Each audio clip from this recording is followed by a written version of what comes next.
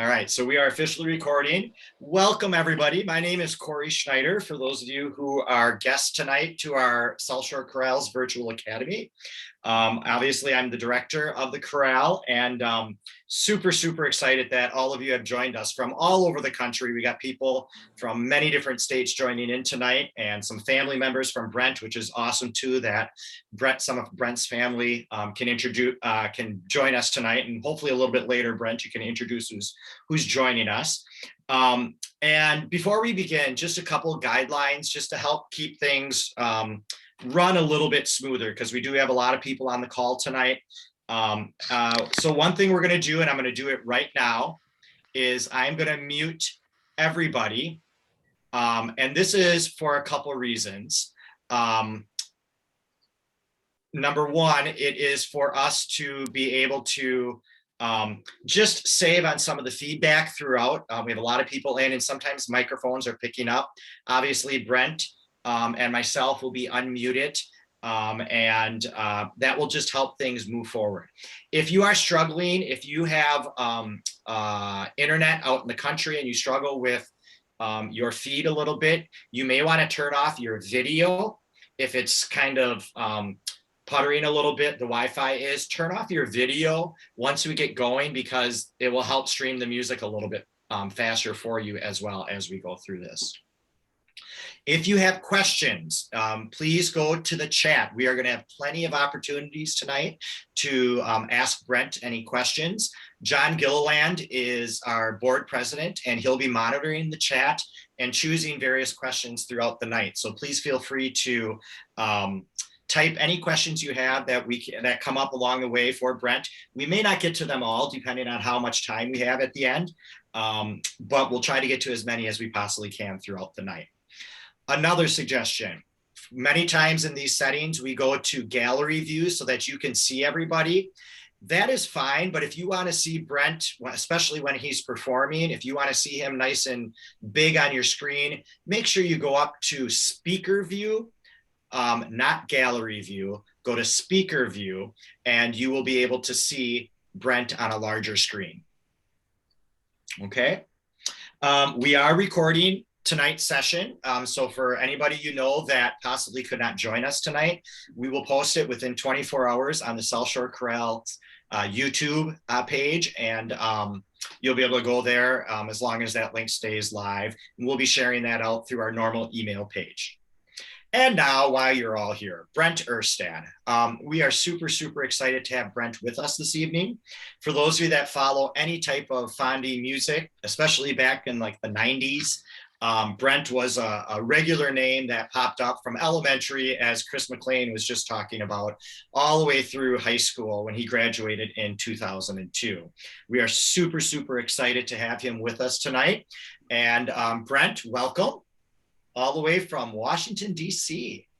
Thank you. Yes, it's really great to be with you. And thank you to Corey and John and everyone who's helped to set this up. You know, it's such a strange time for all of our choirs. We're doing a lot of the same things that you all are. And it's just been so important to sort of keep the community going in whatever way we possibly can. So I'm in awe of those of you who have put all the work to set up this academy. So thanks for having me. I'm happy to be here and to see so many friends and former teachers and all of that. So tell me a little bit about Washington, D.C. Last time I talked to you, when we did this trial run, you had a snowstorm coming into the D.C. What's the weather like in D.C. right now? We got to find out how things are across the country. Yeah, I mean, luckily that snow doesn't last very long in DC typically. With all the cold weather that blew through the country, we got a little bit of ice for, I don't know, a better part of a week, I guess, which is actually pretty extreme for us. But today was almost 60 degrees and starting to melt and turn nice again, at least for a couple of days. So we'll enjoy it while we can. That's but I awesome. do always joke. I'll say I always joke around here that whenever there's even a whisper of snow, everything shuts down. And I always joke about in high school, 30 below wind chill, trudging across Fruth Field at the old Goodrich High School to get into the school in 2 feet of snow. And that would never happen around here. That's awesome. And you live right outside DC, or?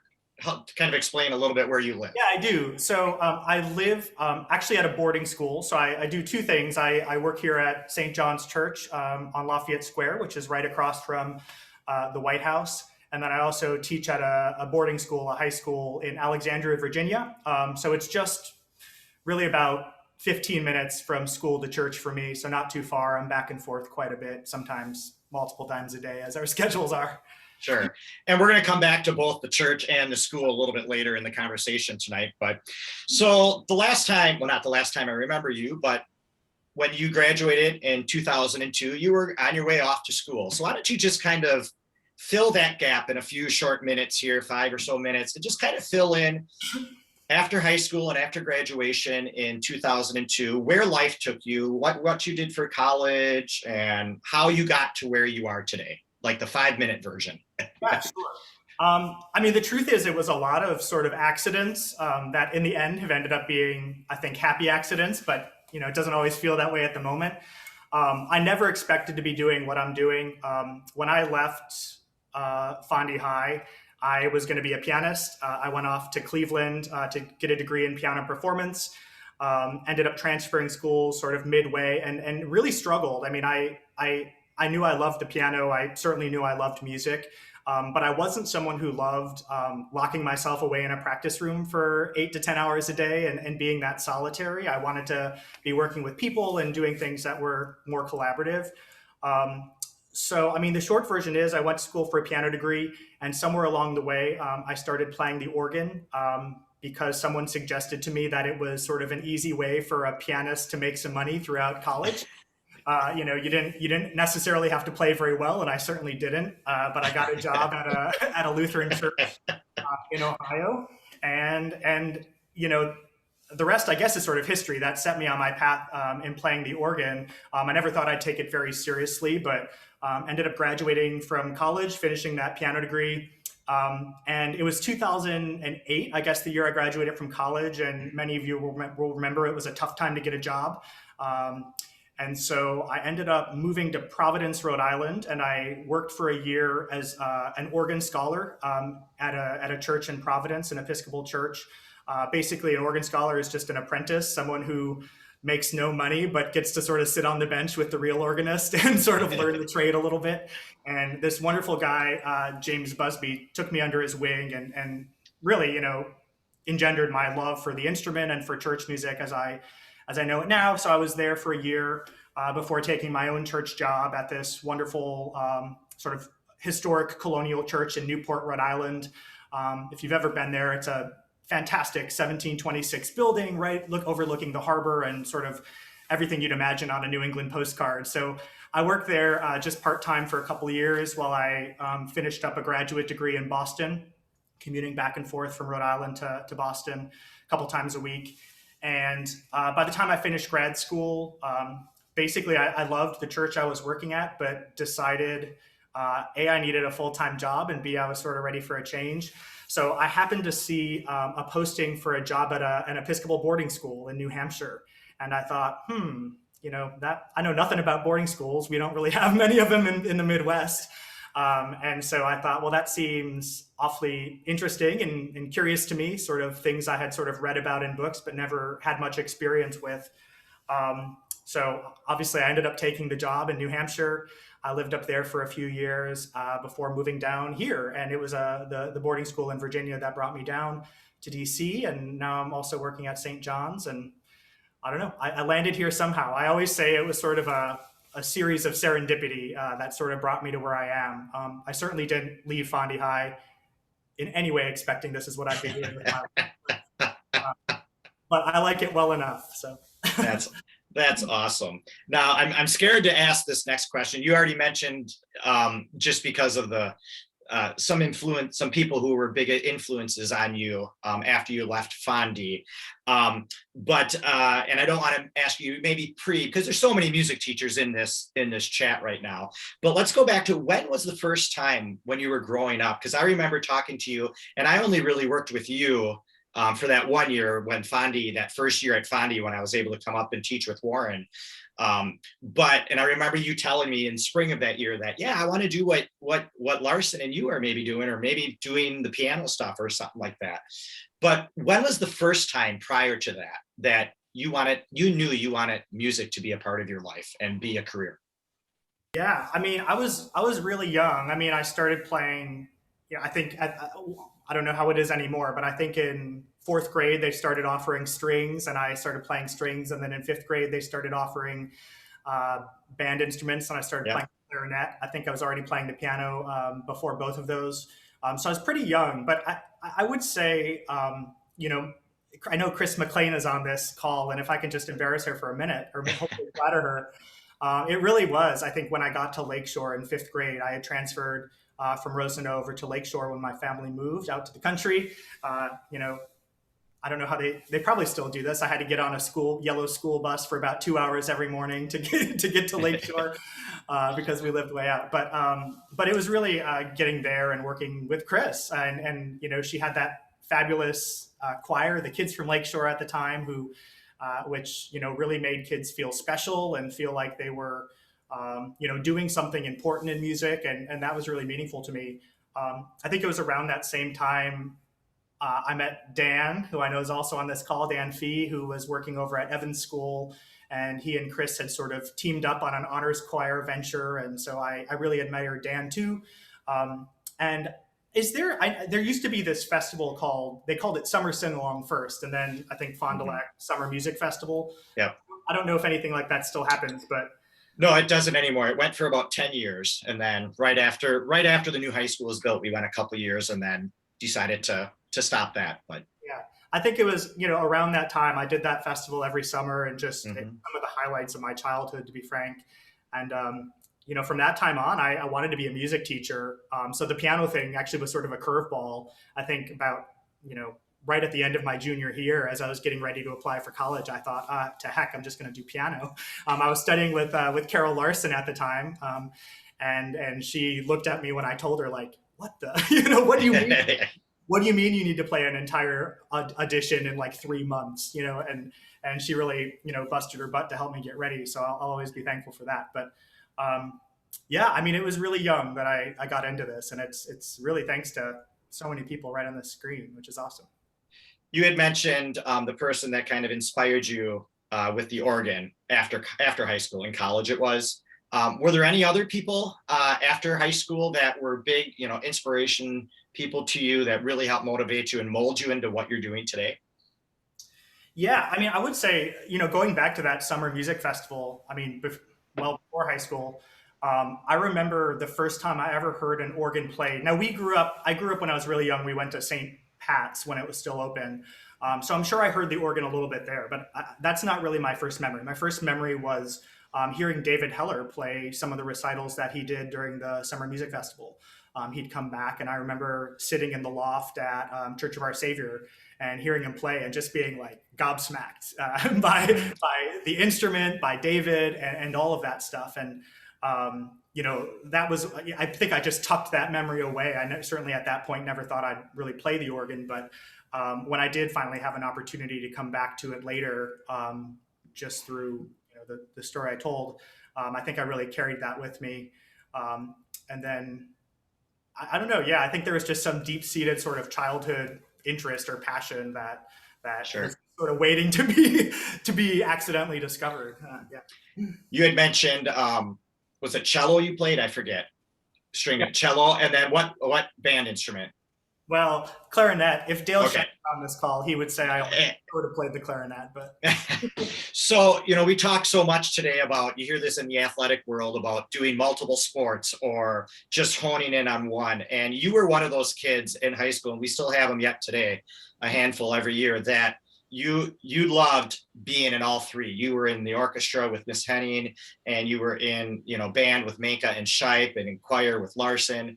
And just talk about, that experience, because so many kids today don't want to do multiple musics because it's too much work. But talk about how that had an impact on you growing up and molding you into what you do today. How did being in all three domains make you a strong musician today? that's a really great question. I mean, the obvious thing for me is just sort of the interplay between instruments. Like, for example, when I'm playing the organ, is sort of a wind instrument, I guess, in some ways. It's also a keyboard instrument. But, the metaphor we always use is, to make it sing or to consider the human voice. If I'm playing a line, it's always about like, what would a singer have to do in order to achieve this? If there's a big leap upward, rather than just sort of plopping a low note and plopping a high note, it's really preparing it in a way that a singer would. So I think, and same thing for strings. We often use the metaphor of, I'll talk a little bit when I get into some of the rep I'm playing, about sort of the symphonic nature of the organ and stuff like that. But so oftentimes we're comparing it to other experiences in music. And I think, having that is really important. Same is true for dance. I'm a really terrible dancer, always have been. But at some point, I took some dance lessons, actually, specifically for musicians. It was like the worst bunch of dancers you've ever seen. But we all learned a lot about rhythm and the way we move, and the reason a downbeat doesn't always fall down, but sometimes the stress is up, and little things like that. That just help to inform so much of your music making. Well, that's awesome. And that's a great transition, Brent, into the reason we want to talk to you all night, of course, but we really want to hear you play. So you've got several songs you're going to play for us tonight. Why don't we play a song, and then you can maybe talk a little bit about the organ. And Sure. So you want to go ahead and introduce your first song? So I'll say this with a caveat that Zoom, of course, was not intended for organ concerts.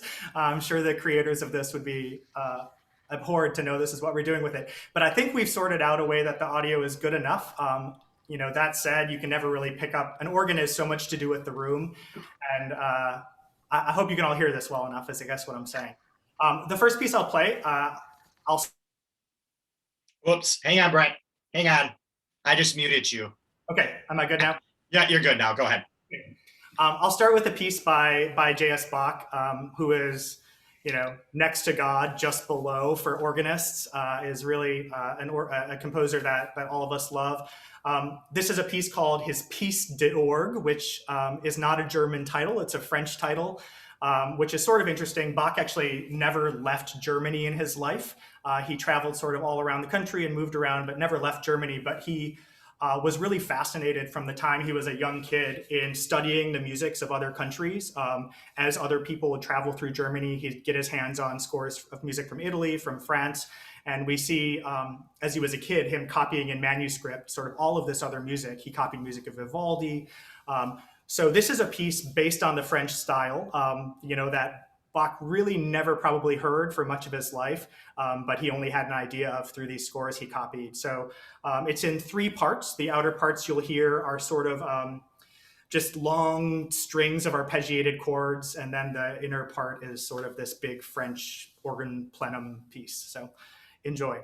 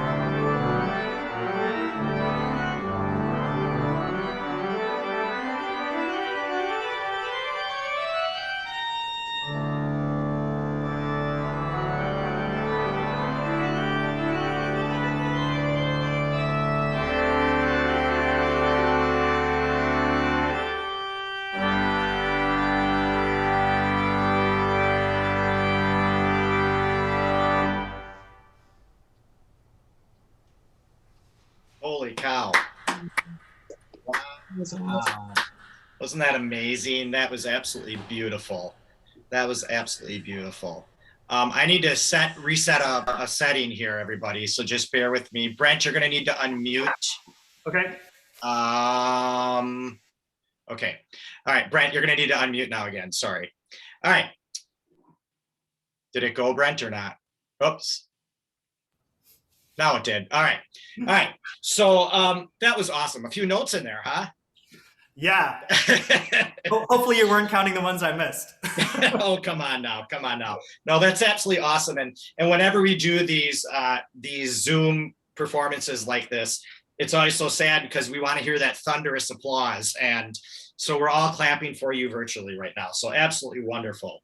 So tell us a little bit about the wonderful organ that you have behind us and a little bit about the organ, and then maybe we'll go into a little bit about the church where you're playing from as well and some history that you can share with us. Sure, sure. So this organ was built by a company called Lively Fulcher. They're based in Virginia, actually not too terribly far from here, one of our sort of local builders. It was put in just about 10 years ago, which was well before I was here, but it's quite a fine instrument. This room, which I hope to show you a little more of in just a second, is not actually a terribly live room, in spite of having this sort of beautiful shallow dome and all of that in the ceiling. It just, at the time the church was built back in 1816, they weren't really thinking about organs and acoustics for choirs and stuff like that so much. So this organ does a pretty good job actually overcoming some of the shortcomings of this room. For those of you who are organists or have listened to the organ much, I always say that I would much rather play a crappy organ in a great room than a great organ in a crappy room. Because the room really has so much to do with the sound of the instrument. In any case, so this organ is 3 manuals. I think you can maybe only see about 2 of them in the screen here, but three manuals or keyboards, and then the pedal board as well.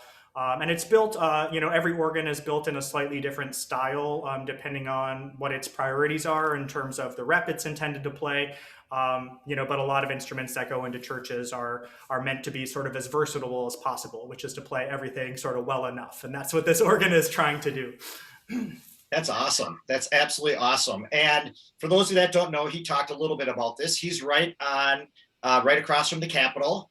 So talk to us a little bit about the history of this church, because this is obviously a very popular church, and a lot of former presidents and current come there once in a while. So talk to us about that. Yeah. So, I mean, a lot of you will know this church from being in the news over the summer when President Trump visited. But this church has a history that goes well back before that. It was built in 1816. I think James Madison was the president at the time. It was the second house. This whole area around the White House was just pasture land. Washington hadn't been at all developed yet. George Washington himself lived across the river at Mount Vernon. So when they established this area near George Washington's house to be sort of the new capital city, there wasn't much here. It was really just swampland. And so it wasn't until James Madison moved into the White House and was having a hard time with his carriage getting stuck in the mud as he tried to travel the church across the city, that they decided, hey, maybe we should build a church that is easier for the president to go to.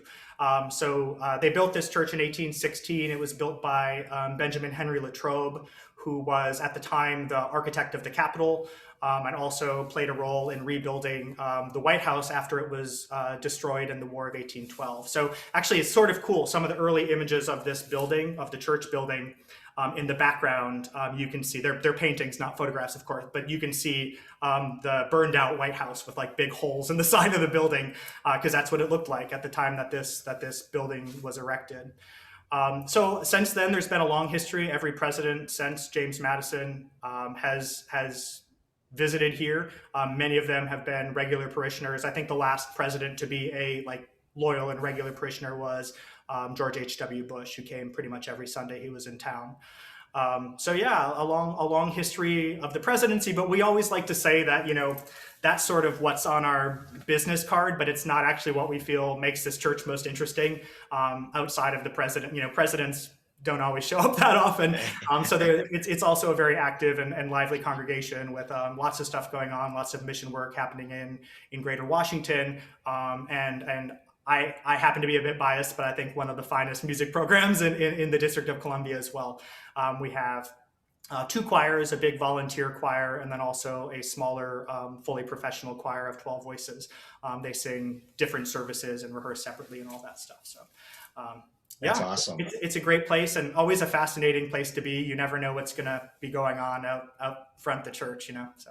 And I think you had talked, you can maybe take us on a short little tour if you want. You got your iPad. Yeah. Like So, how big of a church is it? Like how many does it seat? It's not huge. John F. Kennedy always called it the little yellow church across from the White House. It seats about 600 people, I think, when it's full, which is not huge by lots of city church standards. So let me try to connect to my iPad here. So I should be joining the meeting. Yeah, there you are.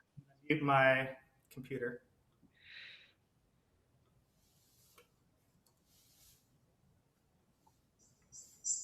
And this is a great chance.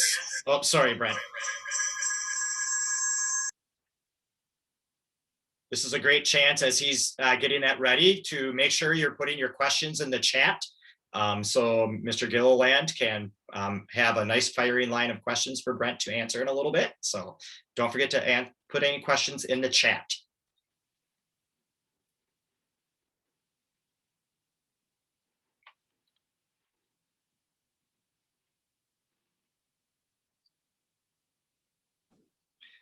Okay, can you hear me? I can hear you and I can see you. Yay, perfect. Technology. All right. So I'll take you on a Cliff's Notes little tour here. Sort of three of my favorite things. So this is sort of a view of the church. You can see not terribly large and certainly an interesting sort of architectural style. It was expanded when it was originally built. It was a much smaller square, and as the church grew in its early years, they ended up expanding it. But I'll show you first what is probably our biggest attraction, which actually isn't very much to look at, which is this pew, which is almost midway back, pew 54 here. And if you can see, there's a little plaque on the side that says the president's pew. And the reason that is, a lot of people tend to think that, if a president visited, he or she would sit sort of right up front. But James Madison, whenever he came, for some reason chose this pew about halfway back, and every president since then has followed his tradition. And so eventually they put a plaque on it, and now it's just where we seat them. And I think a lot of that, the way we speak about it is that, if a president comes to church, we hope that they're not necessarily coming to put on a show or to be seen or any of that stuff, but rather they're just coming to worship among the people. And so by sort of setting them halfway back, it sends that message that they're just on that day, in that moment, just another parishioner or worshiper at St. John's Church. Of course, if we have a special service, like we oftentimes will have a service on Inauguration Day for the incoming administration, and in that case, they'll sit up front. But so I think that's interesting, but there's a pew in the back here that I actually think is sort of cooler. If I can just take a second to get to it here. It's way in the back corner. It's this very last pew right by the rear door. And there's another plaque here. I'm not sure if you can read it, but it says the Lincoln Pew. It says, during the Civil War, President Abraham Lincoln attended evening services at St. John's and sat in this pew. He was always alone. The president would arrive quietly and leave before the service ended to walk back to the White House. I love that story for a ton of reasons. First of all, just the notion that any president could just wander out the front door of the White House by himself and walk across the square is pretty amazing. Because if you were to go right out this door just now, there are fences everywhere. We're still sort of a little bit under lockdown from all of the events over the summer and the inauguration that just happened. So there's extra fencing and extra security all over this area. So the idea that Lincoln could just stroll across and sneak in sort of unknown and unannounced and then leave before people even noticed he was here is really amazing to me.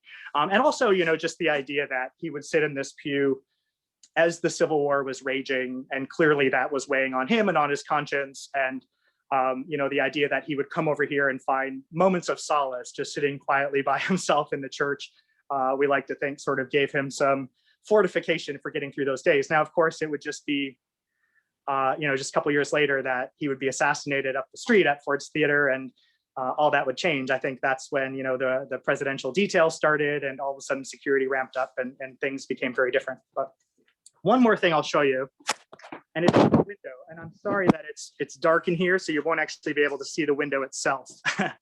But it's this window that's pretty cool. And this is a window, if you were able to see out it, you'd be looking across Lafayette Park right at the White House.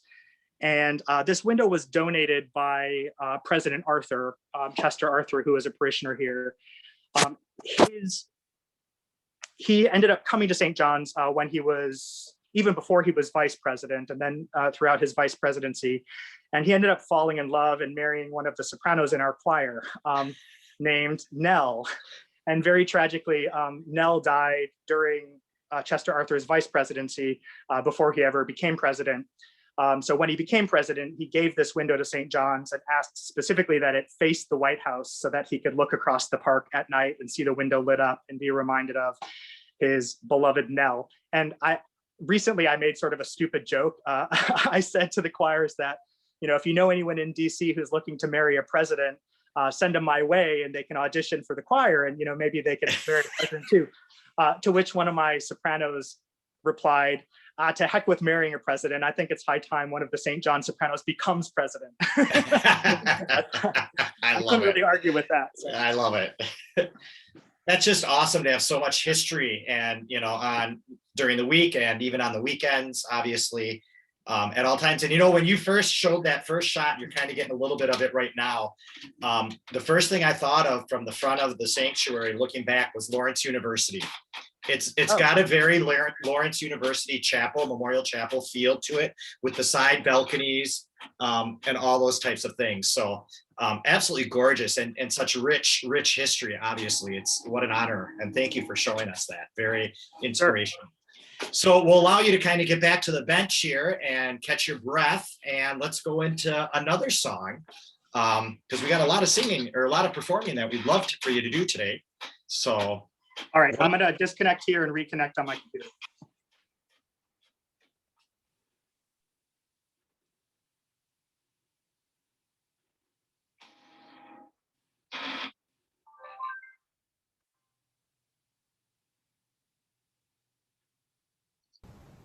All right, there you are. All right, can you hear me? Yes. Great. So the next piece I'll play, it's also Bach. I promise I won't play all Bach tonight, but something a little different, a little slower, a little more mellow.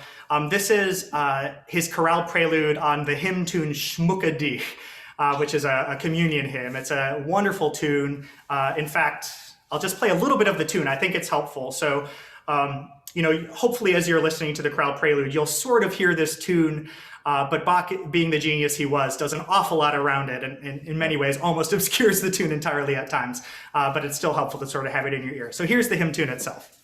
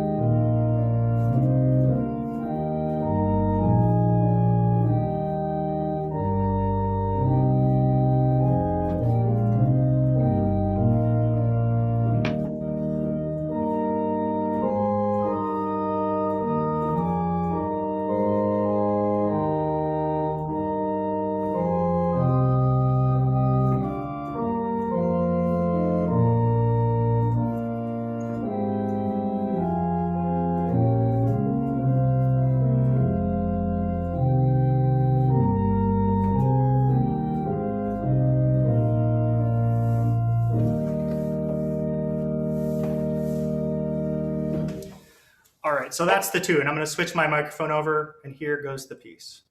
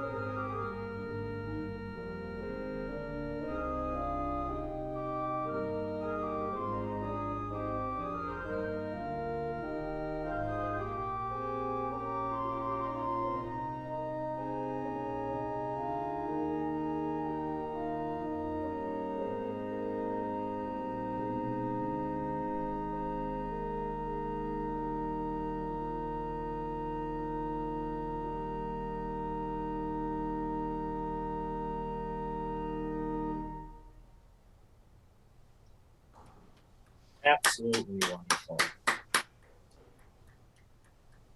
You know, as I'm sitting there listening to that, it's just so calming. You know, it's been a very long, 2 stressful days of going back to school with all the kids and just sitting here and just allowing me to decompress. So thank you, Brent, for that. I know others at home are feeling the same way as well. So absolutely beautiful. Such 2 contrasting pieces as well, which is great for us to hear. So question time a little bit. Mr. Gilliland, the chat has been heating up a little bit. Why don't we just do 2 questions now? Then I think Brent's going to play another song for us. We'll have plenty of time for some questions. So Dr. Gilliland, I need to unmute you though. I don't know why I'd want to, but. There. Oh, are we there? Okay. Yeah, I could do it by sign language if you'd like, but that would require a whole bunch of things. First of all, these are a couple of questions about the organ. Phil Holzman wants to know, how many ranks of pipes do you have in that organ? And then Sigrid Holman wants to know, organs look so different, you know, set up so many different ways. Can an organist know how to play each one, even though they sit down at an organ that they may not know?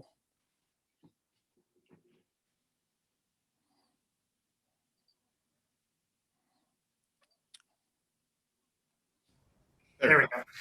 Thank you. Yeah, great questions. Boy, I would have to look up exactly how large this instrument is. I think it's probably about 50 ranks, which is not huge, but a good size for this space. And you know, enough color to do the sorts of things we want with accompanying choir and all that stuff. But yeah, and great question about sort of the versatility of organists. Every organ, of course, is different. I think you generally get used to styles. Like you might know that you're going to play sort of a German Baroque style instrument or a French Romantic instrument, and that tells you something about what you're stepping into. So to some degree, you can sort of prepare, but every instrument and every builder is so different. You know, unlike you know, a piano, and some pianists would argue with me that every piano is totally different as well. But I would say to a lesser degree than the organ. So yeah, I mean, you have to get used to every instrument that you approach. It's I would never want to, for example, show up to a building and play an organ recital without having had several hours to get used to the instrument. Some builders will really throw you for a loop by changing the sort of shape or dimension of the pedal board, you know, which throws your whole calibration off. Some pedal boards are flat, including, I think, the one at Church of Our Savior in Fond du Lac. That takes some getting used to if you're not used to playing on a flat pedal board. This pedal board is sort of radiating this way, which makes all the pedals a little closer to your feet, particularly on the outer edges. So yeah, I mean, little things to get used to in every instrument for sure. Great. And another quick question. Norm Francis wants to know, because I'm sure he wants to be able to say, hey, I knew somebody who does this. Have you played for any inaugural services?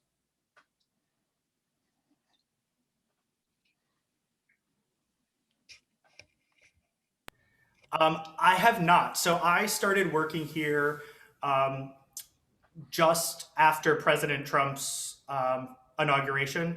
So he did have his service here at St. John's, but I wasn't working here at the time. Otherwise, I would have been playing. And President Biden is Roman Catholic, as I'm sure you all know. So he opted to hold his service, just as John Kennedy did, our last Catholic president, opted to hold his service on Inauguration Day at St. Matthew's Cathedral up the street. Right. Right. So no, I haven't, but I have played for President Trump on a couple of occasions when he came to church after his inauguration.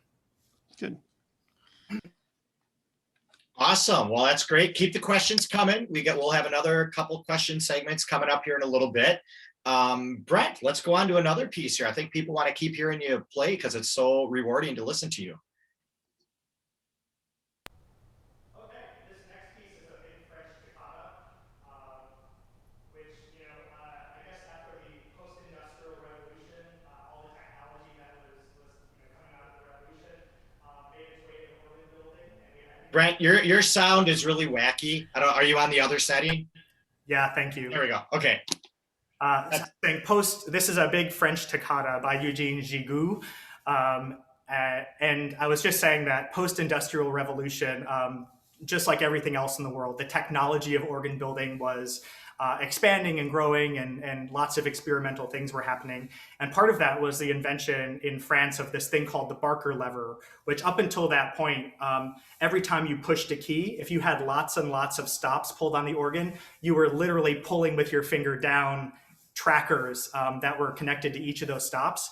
So organs were limited in how big they could be because you just physically didn't have the finger power to get the keys down. So this new technology of the Barker lever was huge. It allowed this sort of elaborate system of bellows to aid the organist in the key weight. And so because of that, organs got bigger and bigger and bigger, and the sky's the limit. We start to see the beginning of a lot of the big symphonic organs and stuff like that in France. So this is sort of in that style, big, loud French music. Enjoy. All right.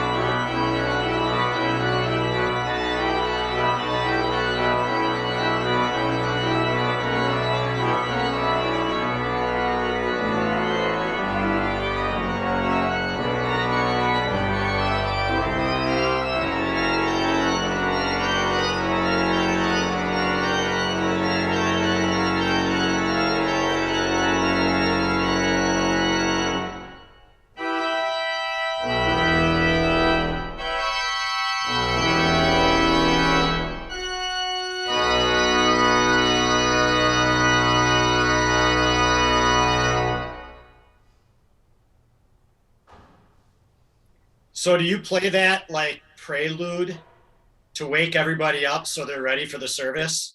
Yeah, that's right. It just was like, yeah, let's go, you know? I should have showed you my little trick here. An organist's best friend is taking about a dozen pages of music and reducing them to a microscopic size. So you don't have to turn pages. Well, and you're young enough that your eyesight's good enough that you can still see that. Another year, yeah, hardly. I couldn't. My music has to get bigger and bigger and bigger as I'm getting older. So let's go back to the question. Before we get to the question board, talk to me a little bit about, you mentioned all the stuff that you have at the church with the large choir and the professional group. how has COVID affected your church music? Is it still going on? Are you guys still offering services? Are they live streamed? What's the state of affairs for you guys right now? Yeah, it's been really, really tough. I mean, like everyone, last March, I actually went away for my wedding at the beginning of last March, and by the time I came back, everything was closed, including St. John's. And so we went for a long time. I mean, like probably all of you did, we sort of embraced a lot of the new technology that was coming out. We did a lot of virtual choir projects. I know more about editing videos than I ever wanted to. It's not something I love doing, but I do value the way that those projects have allowed us to sort of stay connected as a community, to keep talking about music, and maybe most importantly, just how important they've been for the members of our congregation who are just so longing to see the choir and to hear music, and even though it's not normal in any reasonable way, to keep experiencing some of those things that are so important to their experience of worship. But yeah, we've been largely online for the past year. At some point, probably 3 or 4 months ago, we started live streaming services with very, very limited, at first no, and then very limited, like 15 members of the congregation, just with one singer with a cantor. So basically the choir outside of those virtual projects hasn't been singing at all. And then just as of Ash Wednesday, we have, now that cases are thankfully on the decline and all of that, the diocese approved us to bring back a quartet of our staff singers. So they're now singing masked, in singers' masks and up in the gallery, which is not where we usually sing, but just so they can stay at a distance. So, I never thought I'd be so excited to have 4 singers, but it really has made all the difference between, not being able to do much of anything and actually hearing that 4-part harmony that we were missing so much in this room. So it's a very slow crawl out of this, and we've got a long ways to go, of course. And I'm assuming, is that pretty much the status quo in the whole DC metro area, greater area, as far as community music organizations as well? Yeah. Everything's basically been curtailed this year around here as well. The diocese, we're an Episcopal church, so we are under the jurisdiction of the Diocese of Washington, and the bishop sort of came up with guidelines early on for all the Episcopal churches as to what we can and cannot do. And sure, it wasn't very much, frankly, when it came to music. So sure. Okay, question time. Mr. Gilliland, you're up. Yeah, a couple of things. First of all, Pam Lane wanted me to mention that when you've come back during the summertime, she's especially appreciative of the fact that you have played for several of the summer noon organ recital on that series, and it's just such a neat thing to have somebody come back to town and give again to the community. And she wanted me to be sure to thank you for that, and it's really kind of a neat thing. Steve and Mary Beth wanted to know, is there a well-known organ that you'd really like to play? Where is that? Yeah. I mean, there are several organs that I think are incredible. One of the best organs I know of is actually not far. It's just up the street here in Washington at St. Paul's Church, K Street, is a fantastic Schoenstein organ. It's a new instrument, but it's one of the most successful. I posted, I know some of you saw it because it was on Facebook, but a recording of me and my associate organist playing Stars and Stripes Forever around the 4th of July. And we recorded it on that organ at K Street, which is just phenomenal. Okay. But in terms of, thinking a little further afield, there's an amazing organ at a church in Paris at Saint-Sulpice, which is a big church where lots of famous organists. Vidor was organist there for a time, maybe most famously. But it's this fantastic organ built by the builder Erstad Cole, who is actually buried in the burying ground just next to the church, actually. But it's probably one of his most prized instruments. He was a really famous builder in France, sort of mid last century. Also sort of really revolutionary in his own way. Around that same time, post-industrial revolution was sort of helping to redefine the technology of the instrument. And as things happen, organs get tweaked with and twiddled with, and people change things over time according to their own preferences and when things break. But this organ at Saint-Sulpice is probably the best sort of preserved Kivaya coal organ that hasn't been tampered with too much. Whereas a lot of the other organs, like the one at Notre Dame, which he also built and stuff like that, has been sort of messed with over the years. Yeah. But yeah, I mean, that's a great instrument. And actually, I've never played it, but if you go to Paris, the organist there is Daniel Roth, and he's incredibly welcoming. I mean, any organist that shows up to that church on a Sunday morning can wait outside the door of the organ loft and go up and see and play the organ if they wish to. So one of these days. Cool. That's awesome. Cool. Are you in? Polly Miller wants to know, are you doing any compositions? I think she's fishing for some of these. Are you doing any composing of any stuff for your own? And or have you done some workshops, done any workshops in DC or around the area? Yeah, I have to say, I have not gotten into composing much. I keep saying, like, one of these days when I have time, I'll learn to become a composer, which of course will never happen. But yeah, it's just something, you know, back in the day, everyone did everything. You know, Bach was conductor, composer, organist, did it all himself. We tend to be, you know, there are lots of people who sort of do it all these days too, but we tend to sort of specialize a little bit more than maybe we did historically. So it's just nothing that I have really dabbled into. And I think that's probably largely born out of my own self-doubt. There are just so many people doing incredible things that the bar is awfully high for someone like me to sort of enter into that. I certainly do, you know, little things that are practical as I need them for church, you know, small pieces for an occasion when I can't find something I want, but nothing that I would ever even think about trying to publish or to present to anyone outside of my own use. Sure. Warren Larson's dropping some names here. I know this guy, John Wiesrock, who was at the Jesu Church in Milwaukee. Did you ever hear him play? I don't think I know the name. No, I don't think I have. He passed away a few years ago. You're probably ahead of your time, but he was quite the organist and won several national competitions. You know, along those lines, so you know, we'd be remiss not to mention Dan Smith. Absolutely. Yeah. Absolutely. Yes. Who, when I was a kid, was living in Fond du Lac and, you know, was quite a stellar organist, you know, to my, you know, 15-year-old ears at the time. I remember I was at Goodrich at the time when he died, and he used to play, you know, Warren would bring him in and he used to accompany some of our concerts and stuff like that. And on the day he died, me and a couple of my friends skipped school and we went to his funeral at Emmanuel Trinity that day. We walked over. Yeah. From school. I still love it today. Anytime I pull out a song from that Warren or Al Emery did with Dan, and you'll see, I'll get Dan's copy, or a kid will bring it up, and the whole score, it's not a terribly difficult part, but the whole score is just all marked up with fingerings and brackets of how he's going to cover various parts. And it's just, and the kids look at it like it's a foreign language, but that was the genius of Dan Smith, who, as all of you know from the years, if you remember that name, just was a phenomenal accompanist and performer in our area.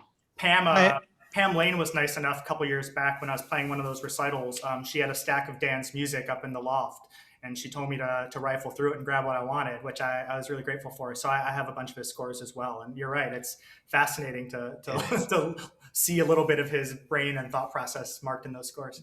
Exactly.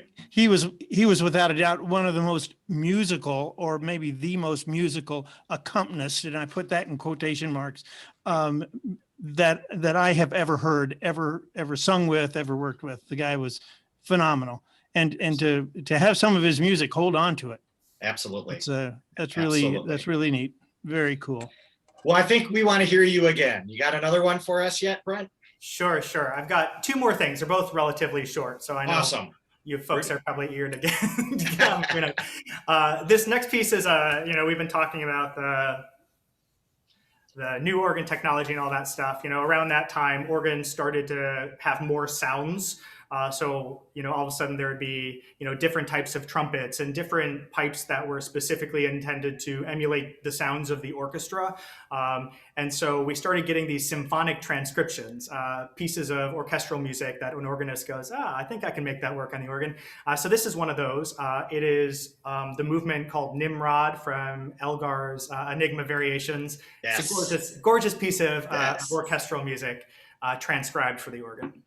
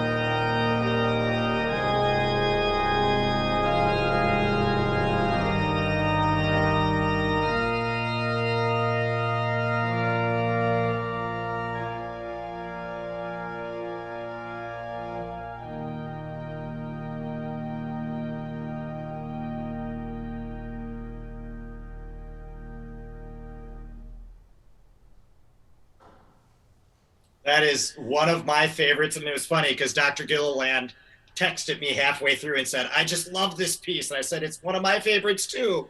So thank you so much for sharing that with us, Brent. Absolutely wonderful.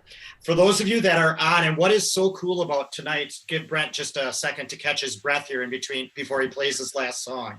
One of the cool things that COVID, unfortunately, has really opened the door for us, but one of the blessings is the fact that we've all opened ourselves to this Zoom land and Google Meet and Skyping and all those things. And, you know, obviously we're sad of the pandemic and everything, but one of the blessings that's come is being able to connect with people like you, Brent, but more importantly as well, all the people that are in this session tonight that are family friends of you or family friends of other people that were invited from all over the country. I see a lot of class of 2002 or 2003 people from Chicago, Cerruti, some other people as well. And you know, I'm just so thankful that you know, technology allows us the opportunity to come together and to stay a little bit connected through this crazy time. So thank you to all of you who are joining us, and we will keep the session open at the very end for if anybody wants to say hi and to Brent and those types of things at the very end here. But why don't we wrap up by playing our last song for us, and we'll go from there.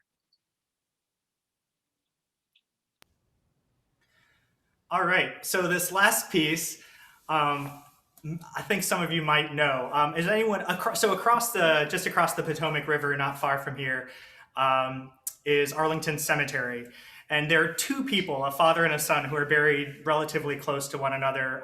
They're both named Arthur MacArthur. Sort of a strange name. It turns out there was like Arthur MacArthur the Fourth. I don't know what mother names her child Arthur MacArthur, but enough of them apparently. In any case, Arthur MacArthur Jr., his father, Arthur Sr., was governor of Wisconsin, and when he was about 18 years old, he went off to fight in the Civil War. Arthur Jr. did.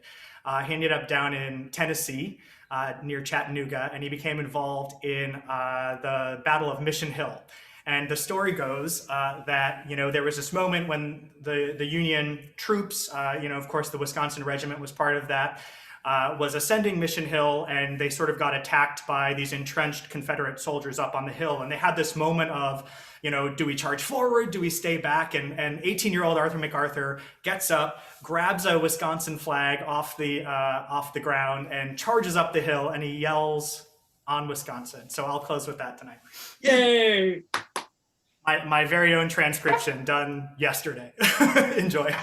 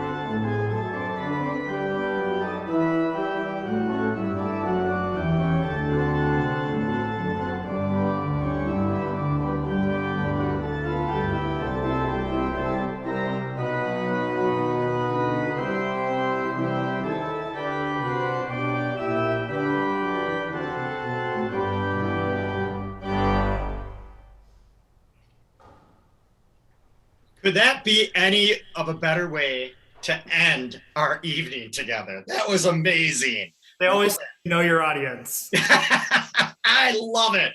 Absolutely love it.